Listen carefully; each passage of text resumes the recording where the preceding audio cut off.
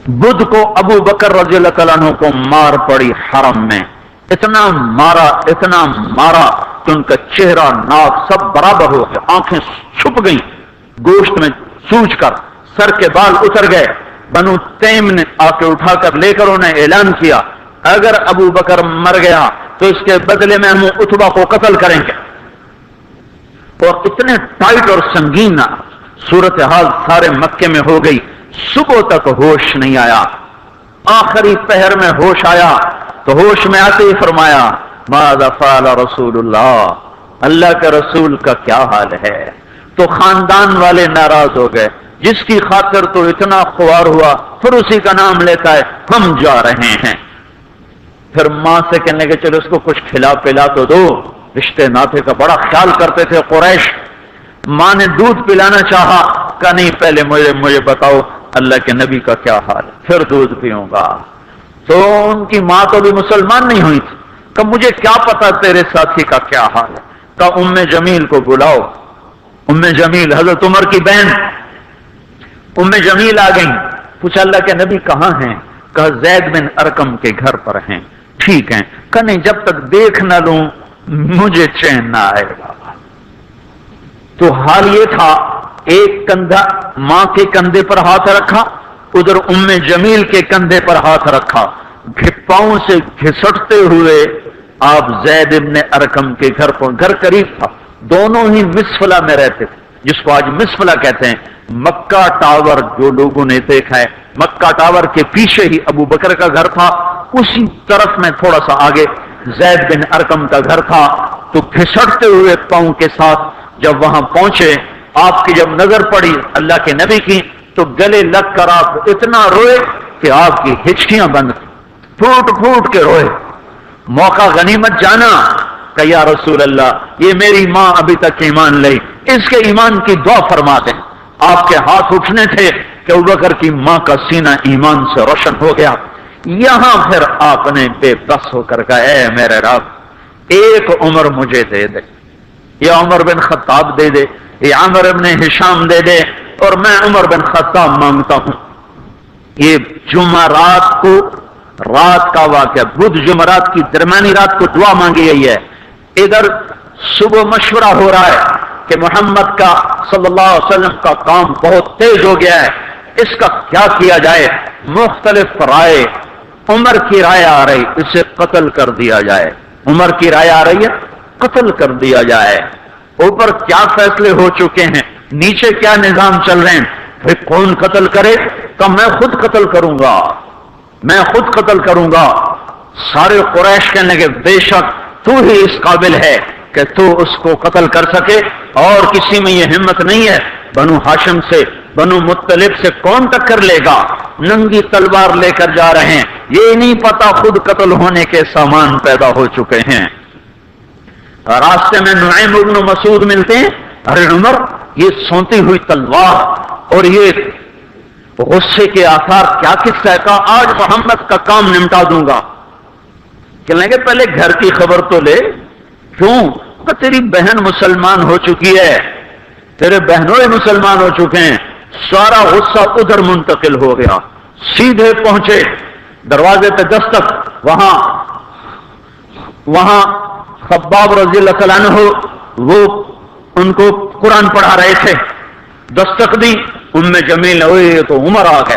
خباب بھاگ کے اندر چھپے اور اندر تشریف لائے، آتے ایک تھپڑ مارا بہن کے منہ پر کہ تو بے دین ہو گئی، اور بہنوئی کو گرا کے مارنا شروع کیا، خون و خون کر دیا۔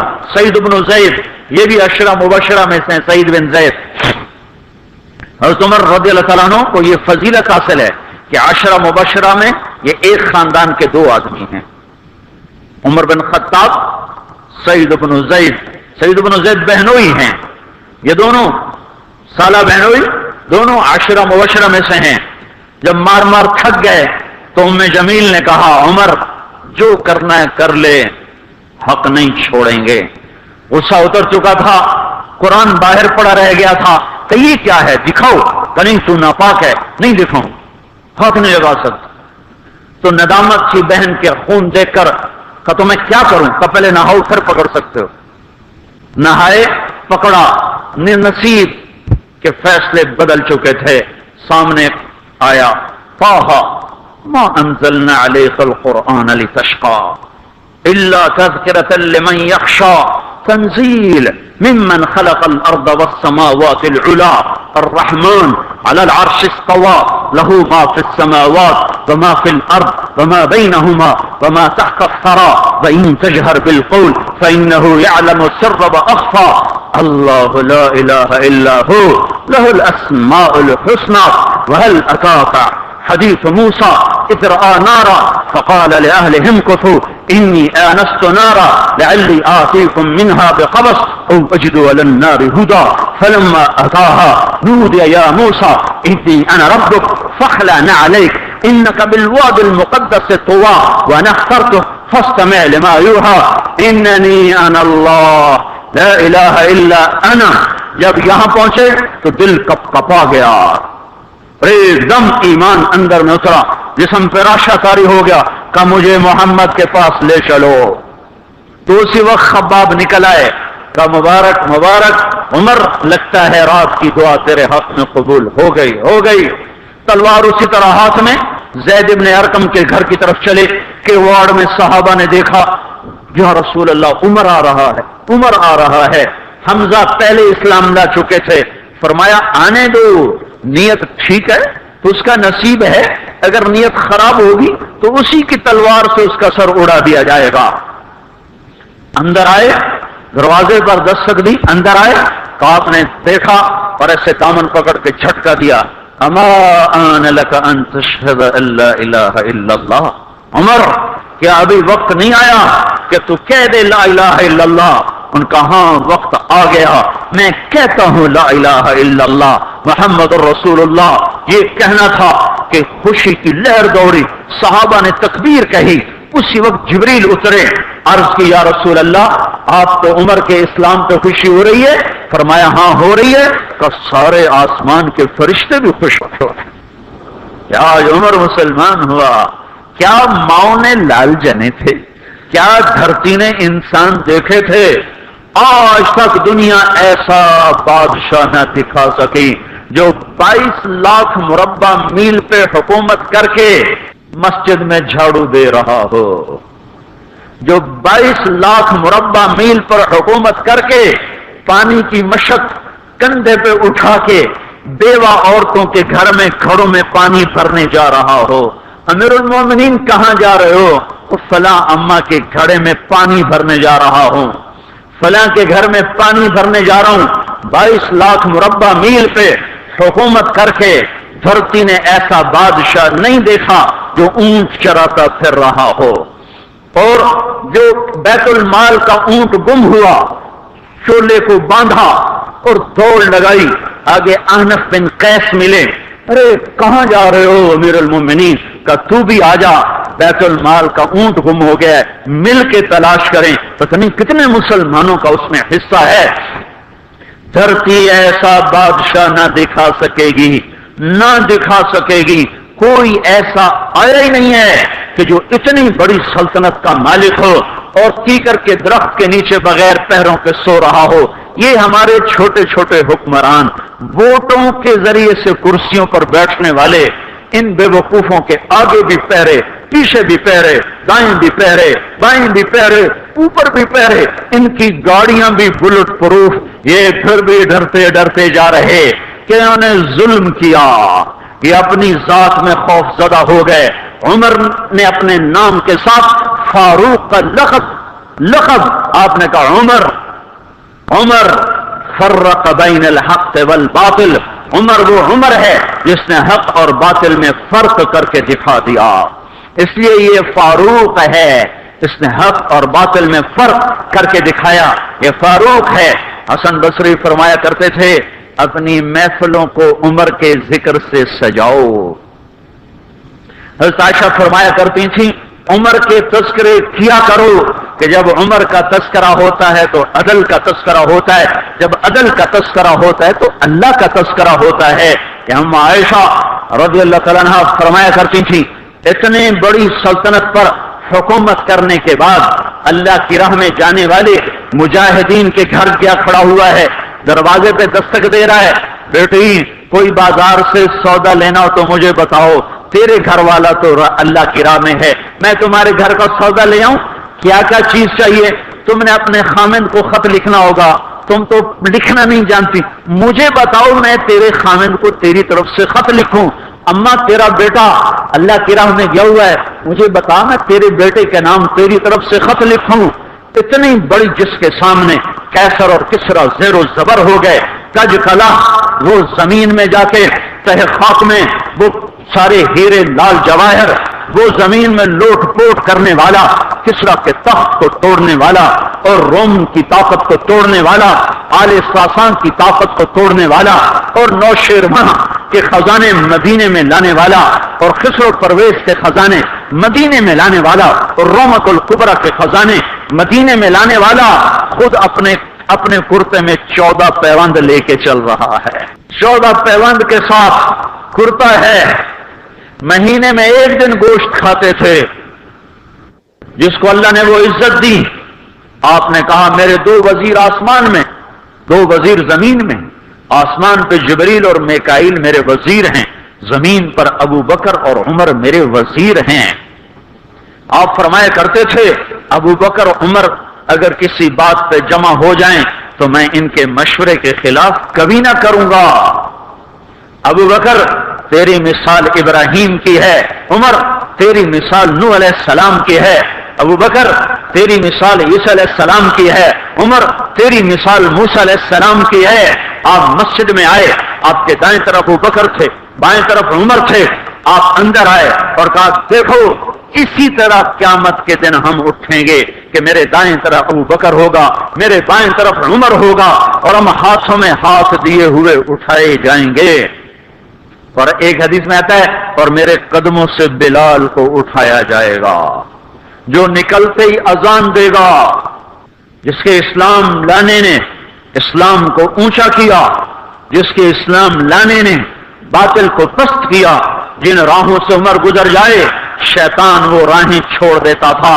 عرفات کا میدان تھا، 1.25 لاکھ مقدس ہستیاں سامنے ہیں، میرے نبی نے فرمایا اس وقت میرا اللہ میرے سب صحابہ پہ فخر کر رہا ہے اور عمر بن خطاب پہ خاص طور پہ فخر کر رہا ہے، خاص طور پہ فخر ہو رہا ہے، عمر بن خطاب پہ خاص طور پہ فخر ہو رہا ہے۔ میرے بعد کوئی نبی ہوتا عمر ہوتا عمر۔ میں نے رات جنت میں محل دیکھا، ایک اینٹ موتی کی، ایک یاقوت کی، ایک زمرد کی۔ میں نے پوچھا یہ کس کا ہے؟ کہا گیا ایک قریشی کا ہے۔ میں کہا میں قریشی ہوں، اتنا خوبصورت محل میرا ہی ہوگا۔ جب جانے لگا تو فرشتے نے کہا یہ آپ کے غلام عمر بن خطاب کا ہے۔ وہ کیا مبارک لوگ ہیں کہ جنہیں نبی کے گھر میں قبر نصیب ہو، ایک طرف ایک ساتھی، ایک طرف دوسرا ساتھی، جن کو نبی کے 2 پہلوؤں میں جگہ ملی ہو۔ وہ کیسی عظیم ہستیاں اتنی بڑی سلطنت کا مالک اور اتنے بڑے عدل کی نشانی بن کر مدینے میں مسجد میں بیٹھے رو رہے ہیں۔ امیر المومنین کیوں رو رہے ہو؟ کہا دجلہ کے کنارے کتا بھی پیاسا مر گیا تو پوچھ تو عمر کی ہوگی، فرات کے کنارے کتا بھی پیاسا مر گیا تو پوچھ تو عمر کی ہوگی۔ راتوں کو پہرے دیے جا رہے ہیں، راتوں کو خبرگیری کی جا رہی ہے، مدینے کے باہر ایک خیمہ ملتا ہے، چند بچے ملتے ہیں جو رو رہے ہیں، ایک عورت ہانڈی چڑھا کے ڈوئی پھیر رہی ہے۔ پوچھتے ہیں بہن یہ بچے کیوں رو رہے ہیں؟ کہ یہ بھوک سے رو رہے ہیں۔ ہانڈی میں کیا ہے؟ پانی، کچھ بھی نہیں۔ کیوں چڑھایا ہوا ہے؟ بہلانے کے لیے، سو جائیں گے روتے روتے۔ میرا اور عمر کا اللہ کے ہاں فیصلہ ہوگا۔ تو عمر کی ہچکیاں بن گئی۔ تو عمر کو بہن تیرے حال کی کیا خبر؟ کہ پھر ہمارا بادشاہ کیوں بنا ہے؟ اگر ہمارے حال کی خبر نہیں لیتا تو ہمارا خلیفہ کیوں بنا ہے؟ پر لگ گئے، بیت المال سے سامان نکالا، بوری بھری، سر پہ اٹھائی، کمر پہ اٹھائی۔ غلام اسلم نے کہا میں اٹھاؤں؟ تو قیامت کے دن بھی میرا وزن تو اٹھائے گا۔ اسی طرح بھاگے ہوئے آئے، پنیر نکالا، آٹا نکالا، گھی نکالا، شہد نکالا، ڈال کر ہانڈی میں نیچے آگ، خود دھواں گیلی لکڑیوں میں پھونکے مار مار مار آگ جلائی، حلوہ تیار کیا، پھر پلیٹوں میں ڈال ڈال کے بچوں کو کھلایا۔ وہ عورت کہنے لگی کاش عمر کی بجائے تو خلیفہ ہوتا۔ تو یہ نہیں کہا کہ میں ہی عمر ہوں، میں ہی عمر ہوں، فرمایا جب کل تو امیر المومنین سے ملے گی تو مجھے بھی وہیں دیکھ لے گی، مجھے بھی وہیں پا لے گی۔ پھر وہاں بیٹھ کے دیکھتے رہے، اٹھ کے چل دیے، بچے ہنسنے لگے، کھیلنے لگے، تو اپنے غلام سے فرمایا میں نے انہیں روتا دیکھا تھا، میرا جی چاہا میں انہیں ہنستا بھی دیکھوں۔ 22 لاکھ مربع میل پہ اسلام پھیلا کر حکومت اس سے بھی بڑے علاقے میں لوگوں نے کی، چنگیز نے اس سے زیادہ فتوحات کی، محمود غزنوی نے اس سے زیادہ کی، سکندر تیمور نے اس سے زیادہ کی، پر فتوحات کر کے یوں خدمت کر رہا ہو، پانی بھر رہا ہو، اونٹ چرا رہا ہو، امامت کرا رہا ہو، 14 پیوند لگے کپڑوں کے ساتھ خلافت کے تخت پر بیٹھا ہوا ہو، یہ دھرتی میں پھر کوئی نہیں آئے گا۔ ہے ہے نماز میں خنجر لگا، نماز پڑھاتے ہوئے 27 ذوالحج، 27، 28، 29 یکم کو انتقال ہوا۔ یکم محرم موت کے آثار گہرے نظر آئے، بیٹے کو بلایا کہ بیٹا جاؤ اما عائشہ سے پوچھ کے آؤ کہ عمر اپنے ساتھیوں کے ساتھ دفن ہونے کی اجازت چاہتا ہے۔ امیر المومنین کے لقب سے بات نہ کرنا، عمر کہنا، عمر، اب میں امیر المومنین نہیں رہا۔ جب وہ پوچھنے گئے تو حضرت عائشہ رو رہی تھیں، انہوں نے عرض کی اما جان میرا باپ اپنے ساتھیوں کا پڑوس چاہتا ہے۔ انہوں نے فرمایا یہ جگہ تو میں نے اپنے لیے رکھی تھی، لیکن اگر عمر چاہتے ہیں تو ان کو مجھ پر فضیلت ہے، میں ان کے لیے دستبردار ہوں۔ انہوں نے واپس آ کر خوشخبری سنائی، مبارک ہو اجازت مل گئی۔ کہ نہیں شاید میرے شرم میں اجازت دی ہو، جب مر جاؤں تو مجھے دوبارہ دروازے کے سامنے رکھ کر پھر جا کے پوچھنا، اس وقت اجازت ملے تو پھر لے جانا، ورنہ مجھے بقیع کی طرف لوٹا دینا۔ اتنے میں حضرت علی آئے، پریشان دیکھا، عمر کیوں موت سے ڈر گئے؟ کہ نہیں موت کے بعد کی گھاٹی سے ڈر رہا ہوں۔ کہ ڈرو نہیں، میرے ان کانوں نے سنا ہے اور اتنی دفعہ سنا ہے کہ میں گن نہیں سکتا کہ اللہ کے نبی فرمایا کرتے تھے ابو بکر اور عمر جنت کے بڑی عمر کے لوگوں کے سردار ہیں۔ آپ نے فرمایا تو اس بات کی گواہی دے گا؟ کہ میں بھی دوں گا، میرا بیٹا حسن بھی دے گا، امام حسن بھی ساتھ ہے، کہ میں بھی دوں گا، میرا بیٹا حسن بھی گواہی دے گا۔ پھر بھی ہے جو جنت کی بشارتیں لیے ہوئے ہیں، 10 مبشرہ، ابو بکر جنتی، عمر جنتی، عثمان جنتی، علی جنتی، طلحہ جنتی، زبیر جنتی، ابو عبد الرحمن بن عوف جنتی، ابو عبیدہ بن جراح جنتی، سعید بن زید جنتی۔